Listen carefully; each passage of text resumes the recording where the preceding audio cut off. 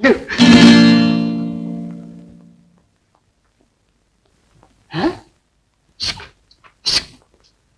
போட்டாச்சு, லைட் போட்டாச்சு, அப்புறமும் இப்படியா இருந்தா எப்படி? எப்படா லைட்ட போட்ட? எப்படா போட்ட? நீதான் கண்ணை மூடி இருக்க, நான் கண்ணை திறந்துட்டெல்லாம் இருக்கிறேன்.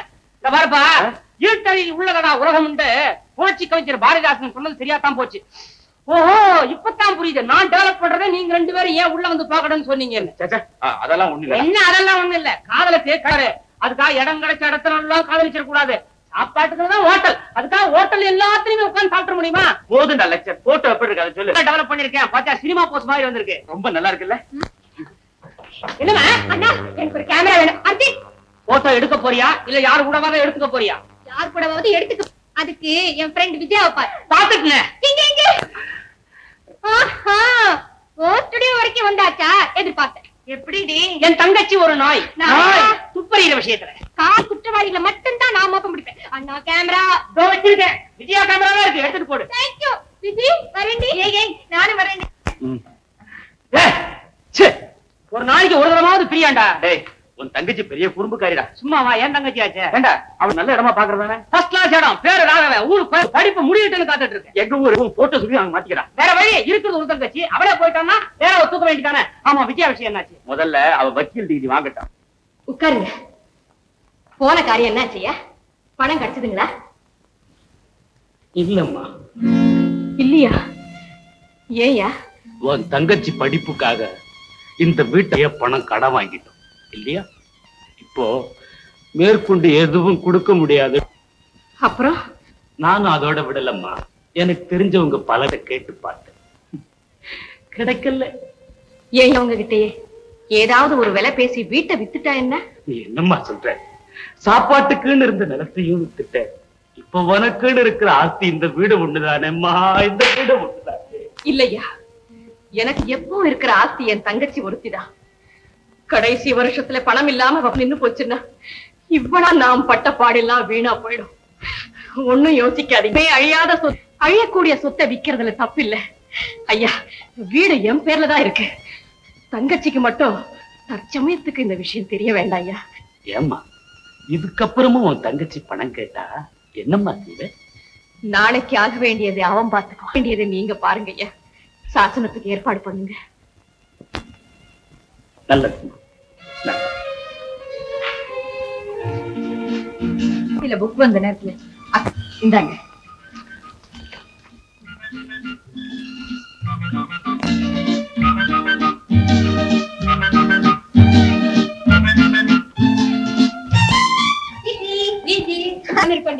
பரீட்சை இருக்குது.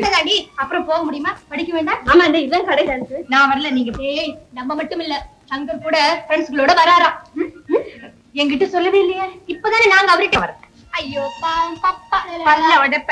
அது சரி, பிக்னிக் ஸ்பாட் இதுவும் புதுசா கார்டன் ஓபன் பண்ணிருக்காங்களா? சரி, முதல்ல அக்காவுக்கு லெட்டர் எழுதி போட்டுறேன். இப்ப சீக்கிரம் போ. தங்கை விஜயா எழுதி கொண்டது நலம். நீ அனுப்பிய பணமும் கடிதமும் கிடைத்தன. சந்தோஷம். நிற்க இந்த வார விடுமுறையில் நானும் என் ஹாஸ்டலை சேர்ந்த தோழிகளும் உல்லாச பயணம் போகிறோம். வழியில் நம் கிராமம் இருப்பதால் என் தோழிகளுடன் வந்து உன்னை பார்க்க ஆசைப்படுகிறேன். அப்புறம் ஞாயிற்றுக்கிழமை உடனே திரும்புகிறோம். ஐயாவுக்கு என் வணக்கம்.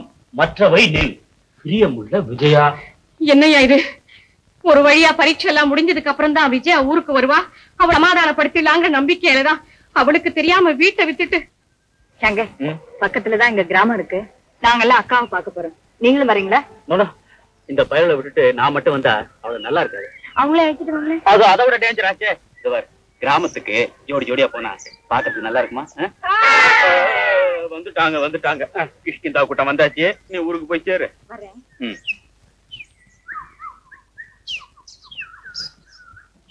சங்கர், உன் குருவி எங்கடா?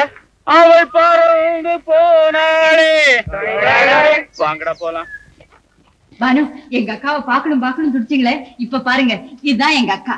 என்ன பெத்த அம்மா, வளர்த்த அப்பா, அண்ணன், தம்பி, சொத்து, சுகம், உயிர், உடமை எல்லாமே என் தங்கச்சி தான். இல்ல அவளும் எனக்கு எங்க அக்கா தான். விஜயா அக்கா. விஜயா ஐயா, நல்லா இருக்கீங்களா? நல்லா இருக்கம்மா. பானு, எனக்கும் எங்க அக்காவுக்கும் இடையில இருக்கிற கரஸ்பாண்டன்ட், அதாவது கடித பாலம் ஐயாதான். இந்த ஊருக்கு நாங்க புதுசா வந்திருக்கோம்மா.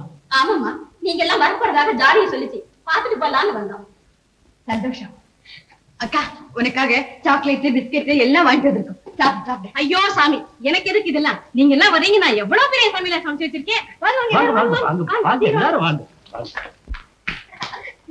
அக்கா, உங்க சமையல் ரொம்ப நல்லா இருந்ததுக்கா. இது வரைக்கும் இத மாதிரி நான் சாப்பிட்டதே கிடையாது.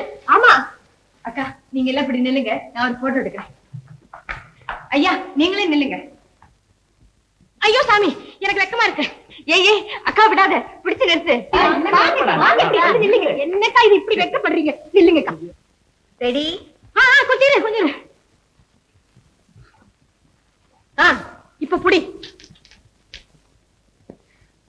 ஐயோ சாமி, கண்ணெல்லாம் கூசுதே. இப்ப நானும் அக்காவும் பானு. கம்மா.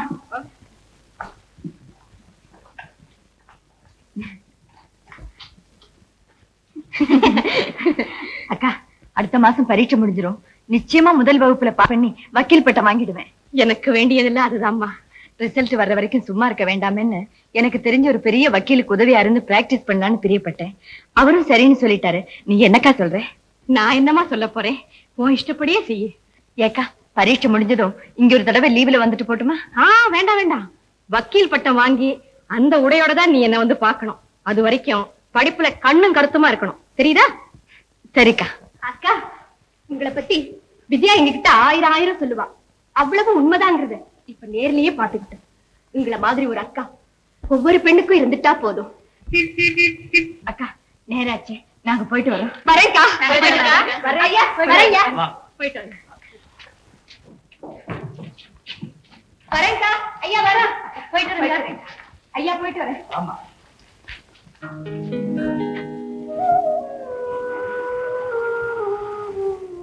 ஐயா, என்ன காப்பாத்திட்டீங்க ஐயா, காப்பாத்திட்டீங்க. ரொம்ப நன்றி. என்னம்மா இது? இப்படி ஒரு அக்கா தங்கச்சி பாசத்தை பார்க்கும்படியான ஒரு அருமையான சந்தர்ப்பத்தை கொடுத்த உனக்கு நாங்கள்மா நன்றி சொல்லணும். தாயே, நீ நீடோழி வாழணும்.